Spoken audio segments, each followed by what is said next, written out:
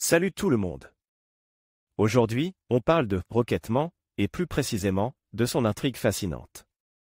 Le film commence avec Elton John, vêtu d'un costume de démon flamboyant, qui débarque à une réunion des narcotiques anonymes. Pour répondre à la question de ce qui l'a mené là, il nous raconte son histoire, un véritable voyage à travers sa vie. Dans les années 1950, en Angleterre, le jeune Reginald Dwight, futur Elton John, grandit dans une famille plutôt ordinaire. Sa mère, Sheila, est assez détachée, tandis que sa grand-mère Ivy est plus attentionnée. Son père, Stanley, militaire, est souvent absent et distant, incapable de montrer ses émotions.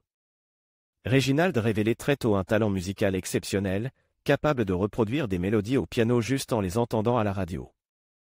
Sa grand-mère encourage son apprentissage, et il intégrait rapidement la Royal Academy of Music grâce à son incroyable don. Stanley quitte la famille après l'infidélité de Sheila. Plus tard, influencé par Elvis Presley, Reginald commence à jouer dans des pubs avant de rejoindre le groupe Bluesology. Adulte, lors d'une tournée américaine, il demande conseil à un musicien sur la manière de devenir célèbre. On lui conseille d'écrire une chanson et surtout, d'être soi-même. C'est ainsi qu'il choisit le nom d'Elton John, inspiré par un musicien et John Lennon. Il tente sa chance chez DJM Records, où le jeune recruteur Ray Williams reconnaît son potentiel. Elton compose facilement la musique, mais les paroles sont un défi.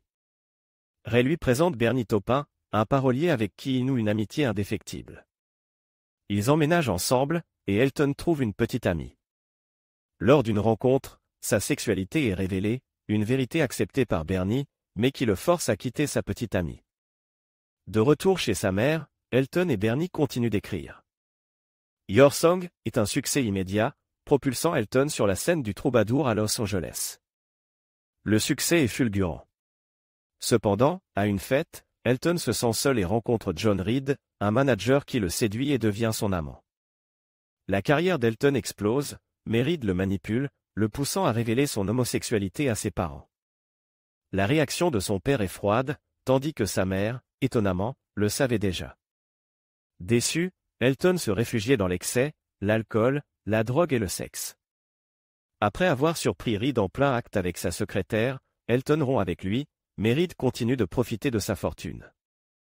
Une tentative de suicide suit, puis un mariage rate avec Renata Bloel, qui se termine avec la révélation de son homosexualité. Il se dispute avec sa mère et s'éloigne de Bernie. Un infarctus le force finalement à affronter ses démons. C'est sur une scène du Madison Square Garden qu'il cherche de l'aide, nous ramenant au début du film. La réhabilitation lui permet de renouer avec Bernie, d'écrire I'm Still Standing, et de retrouver le succès. Le film se termine sur une note d'espoir. Elton est sobre depuis plus de 28 ans, heureux avec David Furnish, et père de 2 enfants. Une histoire incroyablement touchante et puissante, n'est-ce pas? Dites-moi ce que vous en pensez en commentaire.